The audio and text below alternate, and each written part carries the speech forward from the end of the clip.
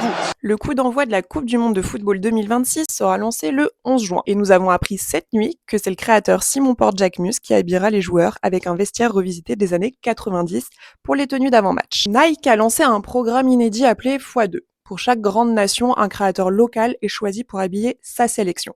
Simon Porte-Jacquemus, c'est un créateur de 36 ans qui grandit dans les Bouches-du-Rhône. Un gamin du Sud, passionné de ballon rond, devenu l'un des créateurs français les plus influents de sa génération. Sa marque, un minimalisme solaire aux références simples et à l'esthétique épurée. Pour cette collection, le point de départ n'est pas un défilé ni une tendance, c'est un souvenir. Un vieux survêt Nike bleu marine de son enfance. De ce souvenir naît toute une garde-robe, maillot à fines rayures et survêt rétro, qui revisite les codes du football des années 90 avec une élégance résolument française. Nike le dit clairement, le football, c'est la communauté, la culture et l'identité locale. Pour cette Coupe du Monde, le programme x2 associe 7 nations à 7 créateurs locaux.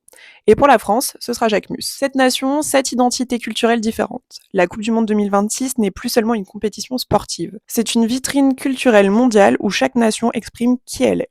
Alors, pourquoi ce choix ? La FFF aurait pu se contenter de maillots classiques, Nike aurait pu jouer la sécurité. Mais dans un contexte économique mondial difficile, ce programme x2, c'est aussi une stratégie. Associer le football, le sport le plus regardé de la planète, à des créateurs locaux aux ambitions haut de gamme. C'est transformer une compétition sportive en levier économique et culturel. Et c'est générer du désir, de la valeur et de l'identité.